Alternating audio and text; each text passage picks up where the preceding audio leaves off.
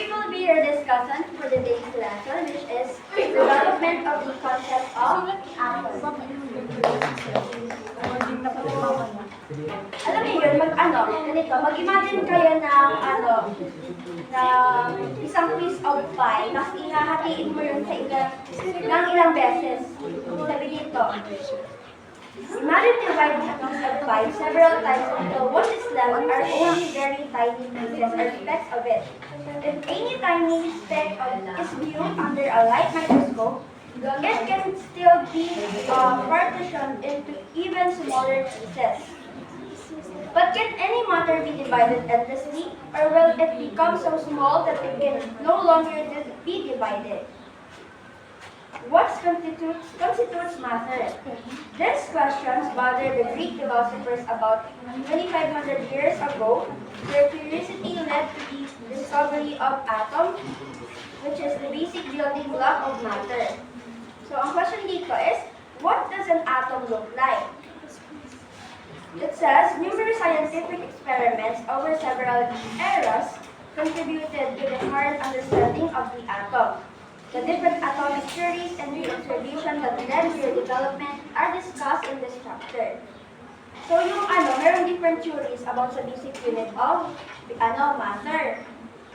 So sabi dito, it develops through time. Tapos over years, yung scientist is na gumawa ng proof about sa basic matter. Na kung saan, ang tinutukoy nila is yung atom. Meron siyang, or nag-consist siya ng protons, neutrons, at electrons. So by the end of this lesson, we will be able to describe the ideas of ancient Greeks about the atom, describe the ideas of ancient Greeks about the elements, describe the contribution of alchemists to the science of chemistry, point out the main ideas in the discovery of structure of the atom and its subatomic particles, etc., etc. So let's move on to the next part of our discussion. You can also use your books about our topic today. The science in physical science. So, if you can see dun sa book, meron dyan nakalagay concept map. So, evolution of atomic theories from ancient philosophers to modern chemistry. Guys, okay.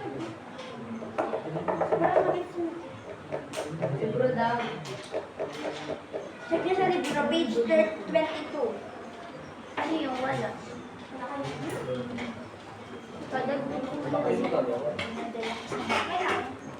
So dito, yung evolution of atomic theories from ancient philosophers to modern chemistry.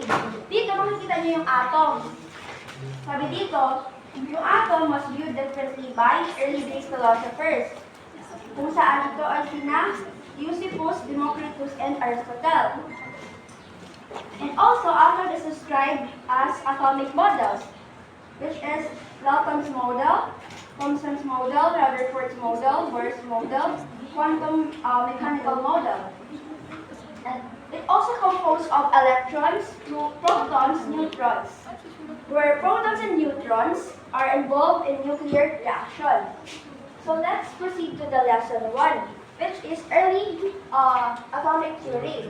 So the question here, what are the historical accounts that led to the development of the atomic theory?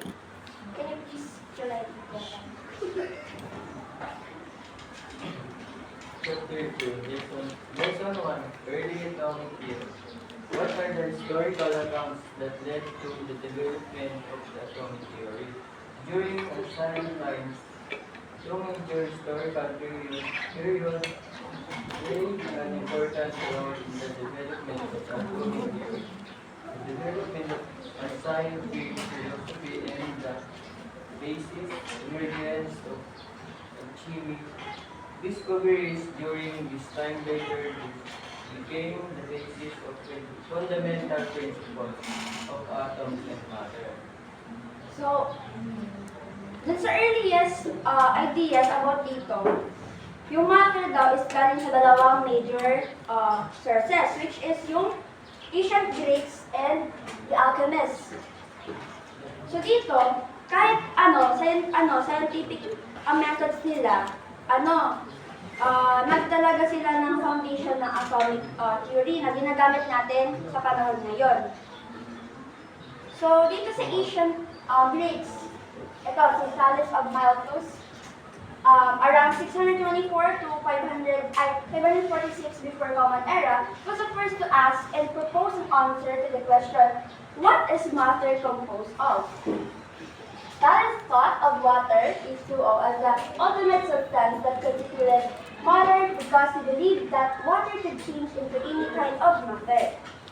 So dito, yung mga Greek philosophers, ang unang nagtanong nung kung ano daw yung bumubuo ng matter. Sabi nga dito, di ba si Thales, siya yung unang tao na nagtanong dun sa what is matter composed of. So it says here, meron pang ibang Greek philosophers na suggest na pwede daw yung fire or air might be compressed matter. Sabi dito, si Empedocles of Agrigento, around 490 to 430 before Common Era, he considered air, water, earth, and fire as the four essential elements that are the sources of all kinds of matter. Pwede kayong sumunod dun sa libro. So later on, two philosophers, which is Leucippus around 50th century before Common Era, and his student Democritus around 460 to 370 before Common Era, introduced the first glimmers of atomic theory by asking whether or not a substance could be divided continuously. It says here, si Leucippus concluded that at some point, one would arrive at fragments of a material that can no longer be divided. But those invisible fragments would still have the characteristics of the original material. By the way, si Leucippus, kinonsider niya yung first atom, consider siya as first atomist. Siya yung nagturo kay Democritus about dito sa expand nung niya, atomic hypothesis. Pero si Leucippus, siya less unknown kaysa kay Democritus. Kasi si Democritus, siya lang naman yung nagpatuloy ng idea ni Leucippus kasi medyo hindi man siya kilala. Si Democritus yung nagpatuloy. Si Democritus, dubbed as the father of atomism. So, sir ay na talaga as father of atomism. He thought atoms were solid and indestructible. He also believed that the universe only had atoms and empty space, which he called the void. So it says here sa book, if you can see, atomism refers to the philosophy for which all matter is produced from atoms. However, atomism was never broadly accepted in the pre-modern world. In fact, it was rejected by one of the most influential Greek philosophers, which was Aristotle around 384 to 322 before Common Era. Si Aristotle naman, siya naman ay parang nag-disagree dun sa pinupunto nila Democritus. Sabi ni Aristotle dito, visible to the naked eye, their presence could not be verified by observation. Instead, he believed that water, air, fire, and earth were the fundamental elements, while hot, cold, dry, and wet were the four properties that combine to produce this fundamental. So we have here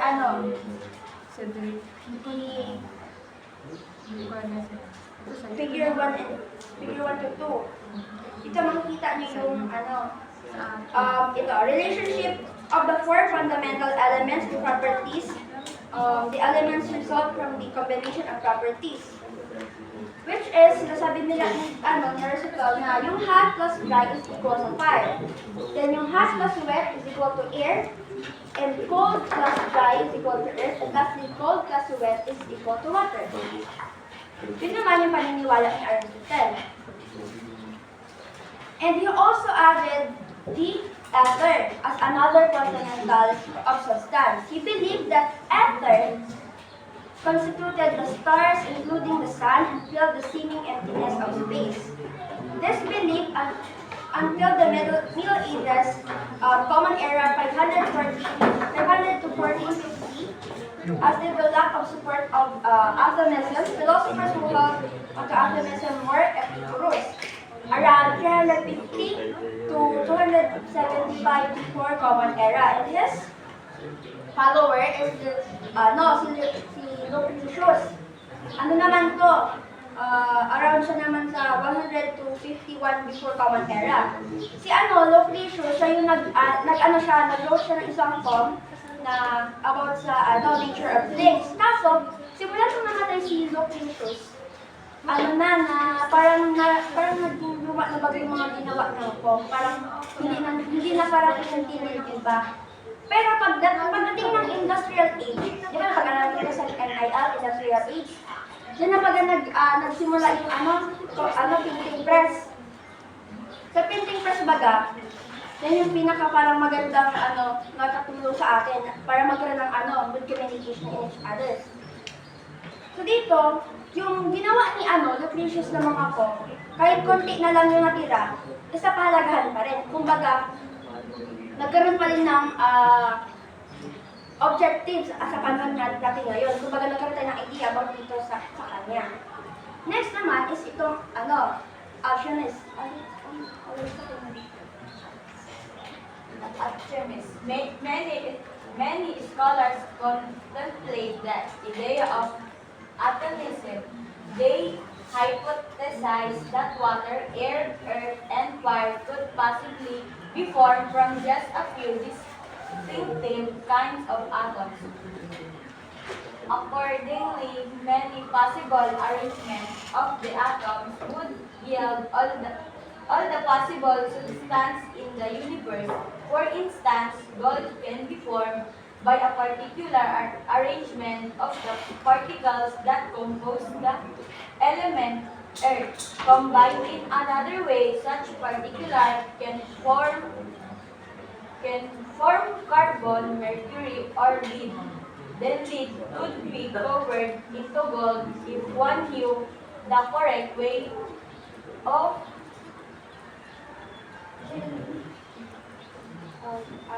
rearranging particles. So dito sa alchemist, isa source of information namin here. Ito yung mga sinaunang praktika na may sabi dito, may mga ugat sa iba't ibang kultura kabilang Egypt, Greece, at China. Kumbaga, yung layunin ng alchemy dito is hanapin ang paraan upang gamit ang mga mahiwagang bagay tulad na lang nung pagbabago ng base metal to ginto, kumbaga transmutation. Tapos pangalawa is yung paggawa ng elixir ng buhay or pagpapahaba ng buhay. Pero ito tinatawag nilang philosopher's stone. Alam niyo yung mga karamihan kasi sa mga lolo't-lola natin may mga ganun, di ba? Yung anting-anting sinasabi nilang pampahaba lang ng buhay para malayo sa mga ganito ganyan. Dati share ko lang. Dati may lolo ako, binigyan ako ng ganun. Kaso sinusuot ko naman yung bata pa ako, pero hindi ko lang ma-explain masyado kung totoo ba yun. Pero parang hindi ko kulay siya, blue. Iba-iba yung ginagawa nila. Then yung sabi dito, naglilikha din sila ng pang-universal na panlaban sa lahat ng sakit. Sila yung mga parang din sila parang silang scientist or parang researchers na gumagawa ng kung ano-ano sa isang bagay. Sabi dito, meron ditong apat na elemento. So, ang alchemist ay naniniwala na ang lahat ng bagay ay gawa sa apat na elemento, which is yung lupa, hangin, apoy, at tubig. So, ang mga elementong ito ay may mga katangian na nakaka-impluwensya sa mga katangian ng isang bagay. So, it says also here na ang mga alchemists ay gumagamit ng mga simbolo upang itago ang kanilang sikreto. Kumbaga, gumagamit sila ng mga names na parang hindi maiintindihan ng ibang tao para sila lang din yung makakalam doon. Kasi mahirap doon ang bakit naman. Kaya karamihan sa mga makikita ng mga gumagawang scientist kapag nabasa mo yung mga name na ginawa nilang mahirap i-pronounce, mahirap basahin. Kung magaling mo maintindihan sa kanila. Ilan sa example nito is yung Ouroboros, isang ahas na kumakain ng sarili nito. Kumbaga kinakain yung sarili niya, ganun. Sabi dito, simbolo daw ito ng pagbabago at pagtunlad. Pangalawa is yung rosaryo. Alam naman natin yung rosaryo, di ba? Yung isa to sa mga example dito na ginagawa nila. Sabi dito, simbolo ng pag-asa at pagmamahal. Karamihan sa may mga ganun is yung di ba, Catholics. Mga ganyan. Then yung hexagon. Dito naman, ito yung simbolo ng pagkakaisa at pagkakapantay-pantay.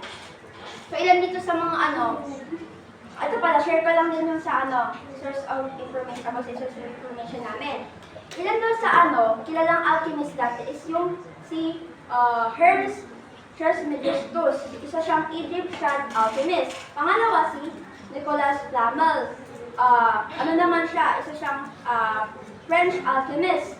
Pangatlo is si Isaac Newton. Isa naman siyang English physicist as alchemist.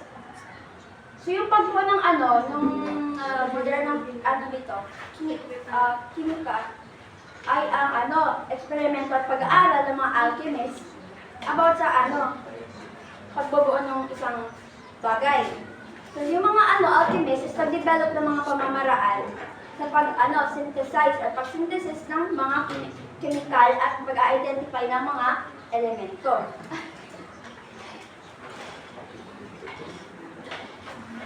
Wait lang.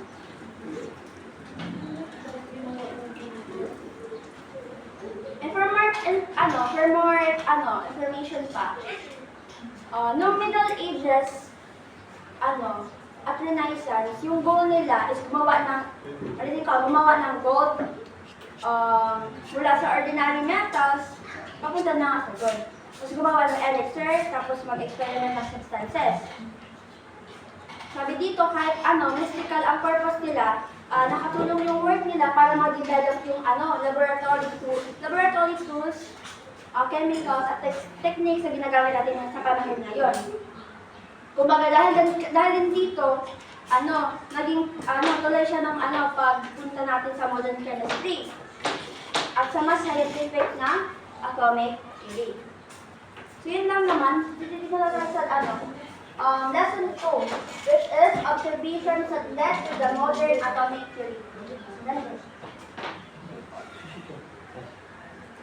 Lesson 2. Observation that lead to the modern atomic theory. One of the supporters of atomism in the modern times was French philosopher and alchemist Robert Boyle, 1672 1690. 27.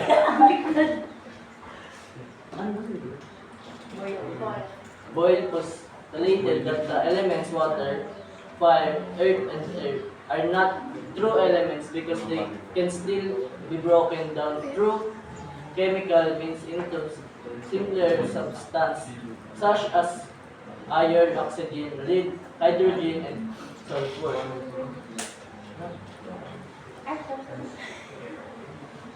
So, ilan nga sa mga kilalang dito, tao is si Boyle.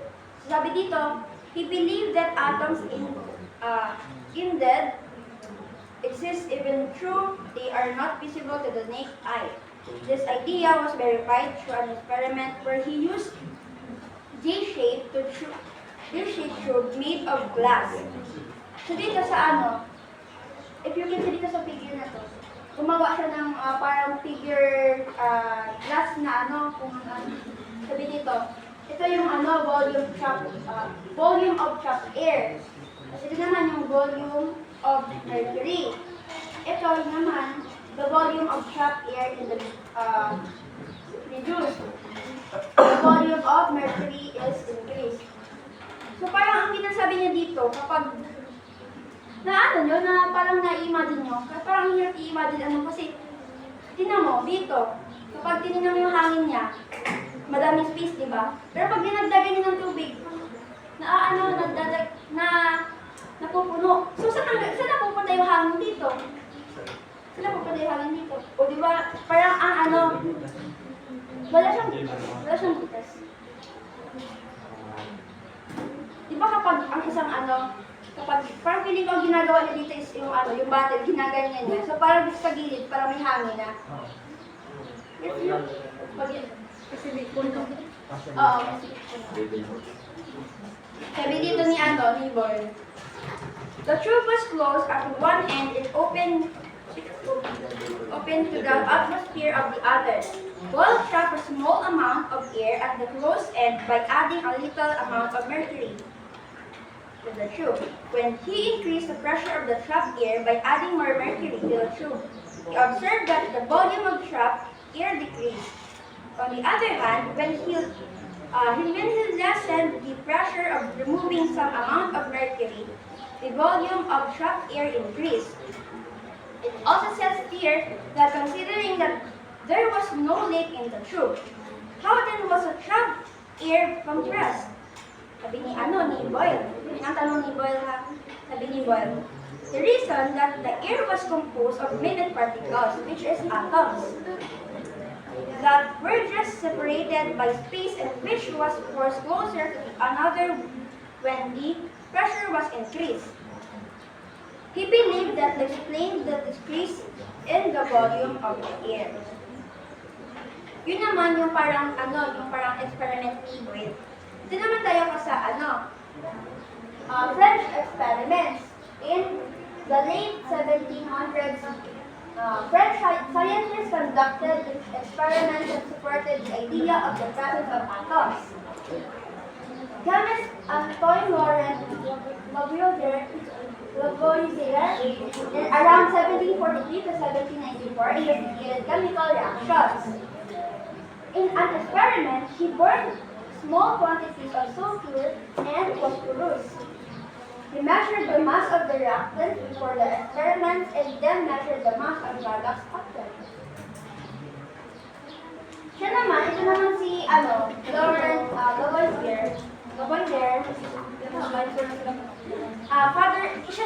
siya yung father of modern chemistry. Siya yung nag-formulate ng law of conservation of mass. Sabi niya, mass cannot be created nor destroyed. Tapos ito naman kay, wait lang. Check this sa book. Andito sa page 25.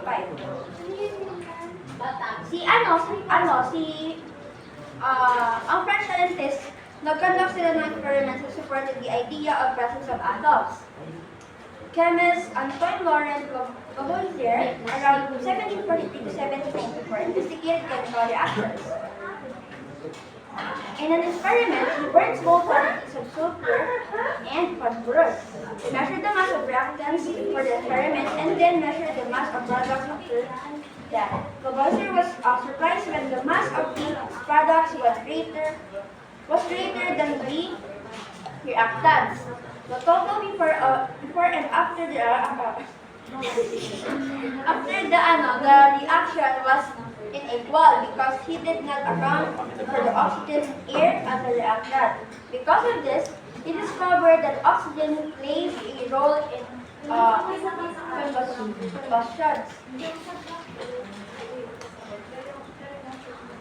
Ito naman kay Dalton's theory.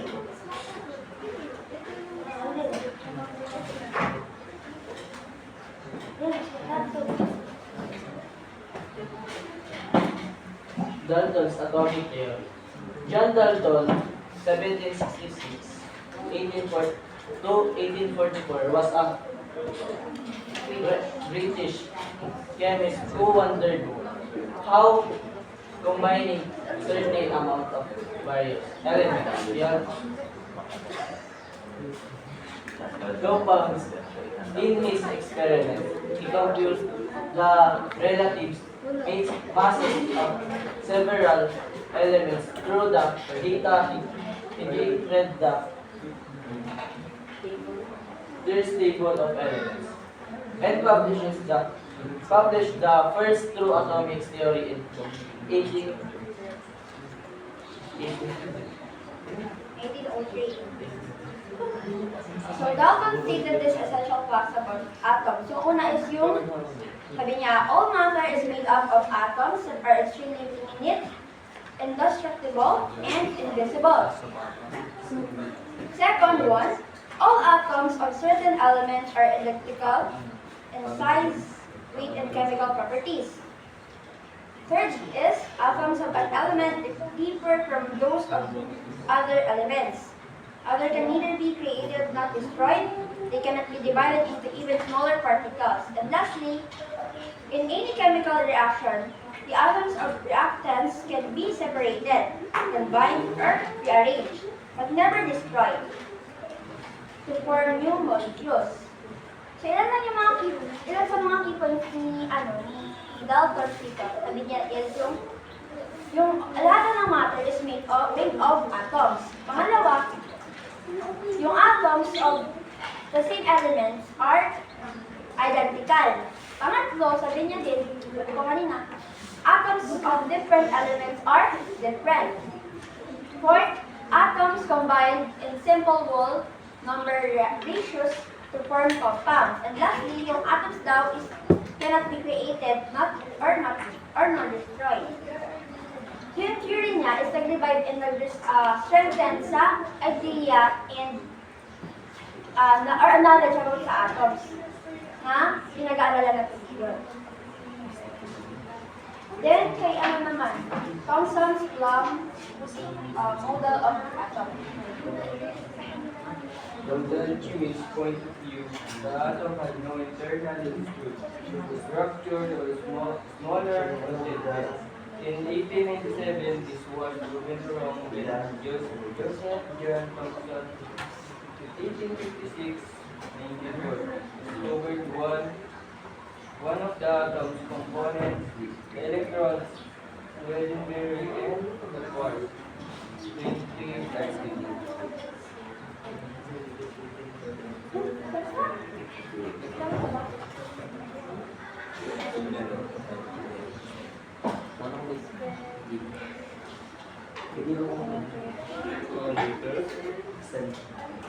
So si Thomson's Plum pudding model of atom.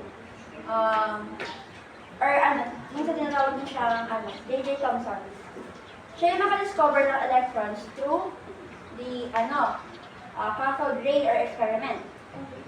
Kumbaga dahil doon, nag-propose siya ng plum pudding model of atom. Kumbaga, yung positive charge is equal daw sa parang dough or tinapay.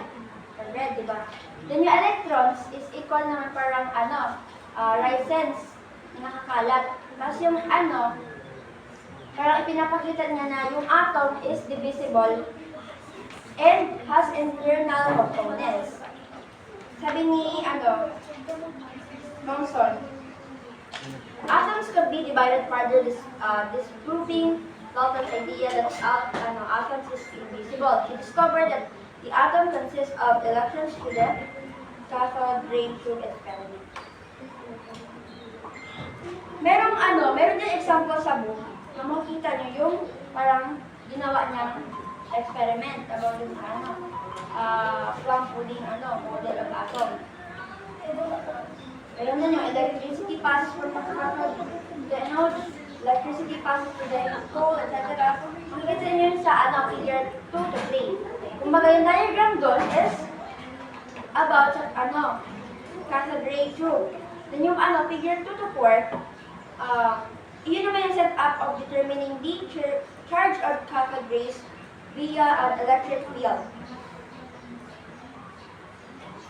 The next one is the Rutherford's model of the atom. British physicist Ernest Rutherford, 1871 to 1937, critically analyzed Thomson's plum pudding model of the atom. He conducted experiments which led him to conclude that Thomson's model was incorrect. Dito naman si Ernest Rutherford, siya naman yung nag-conduct ng gold foil experiment. Ilan sa findings niya is yung ito. The atom is mostly empty space. Pangalawa, may small dense nucleus sa gitna daw ng tinutukoy niya. And yung third one is the nucleus is positively charged. And lastly, electrons orbit around the nucleus. So this disproved Thomson's model. Parang siya, iba naman yung paniniwala niya kasi kay Thomson's model. Kumbaga, pag makita niyo yung niya, yung ginawa niyang experiment sa libro, check ito, yung page 28. Yung Rutherford's Goldforth experiment. Sabi dito,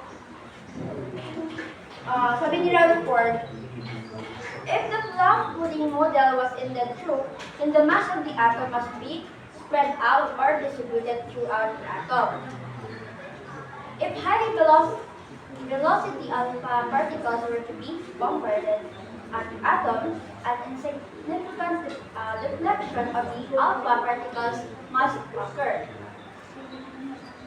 So yung isang sabi dito, it implied that the atom is mostly an empty space. Parang, yung difference nung dalawa ni Thomson's tapos ni Rutherford's is, masyadong malayo sa isa't isa. Kasi yung kay Thomson's, abot naman sa pagpuli. Sa kanya naman, yun, model of atom. Then ilan pa sa mga ginawa niya itong yung sa page 29, yung figure 2-7, sabi dito, yung diagram of perforated cathode ray tube used by Goldstein. So he concluded that the positive rays were actually positive ions of gaseous atoms once they lost electrons. The next one is the Bohr's model of the atom. Spanish physicist Niels Bohr, 1885 to 1962, worked in Ernest Rutherford's laboratory in 1913. He investigated the major flow Rutherford's model that if negatively charged electrons remained in orbit, they would eventually fall into the positively charged center.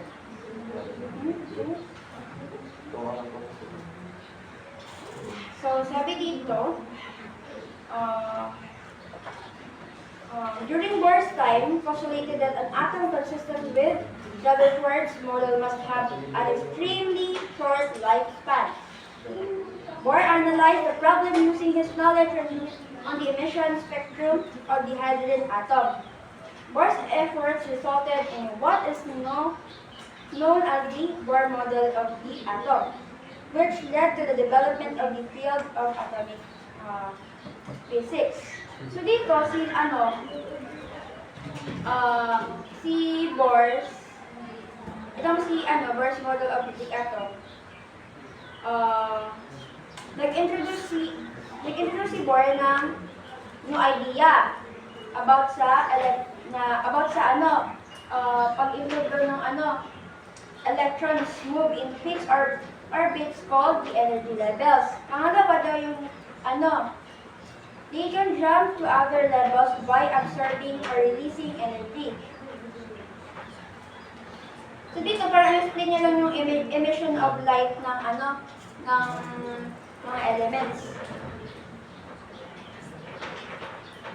Sa page 30, meron siyang mga models na ginawa or sinabi. Including dito yung pangunan na nga, yung electrons assume only definite orbits around the nucleus. The orbits are stationary and stable. Meron dyan yung figure 2 to 8, yung Bohr's atomic model, para meron may idea. By the way, dito tayo sa naman kay nuclear model of atom. What are the components of an atom? As more information about the atom are found, atomic models are improved or new ones are developed. Since the discovery of the electron by Thomson, the atom had been described as divisible and is thus not smallest particle of matter. An atom contains smaller particles or subatomic particles. Rutherford first concluded that the core is positively charged and contains the protons. For establish the idea about it, that the unit position of the electrons outside the central core of an atom. So with this information, Sir Rutherford and Bohr came up with a nuclear model of atom. Dun sa figure 2 to 10, yung nuclear model of the atom, ito yun, yung nucleus, or yung sa, tinutukoy yung neutron, or proton, ito yun. Tapos yung electron, nandito sa labas, parang, lang siya, parang anakeme lang ba. Sabi dito, sa figure 2 to 10, it says,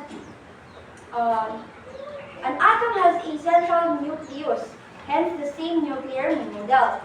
So si Rutherford accurately calculated the magnitude of nuclear charge but could not account for the atom's total mass.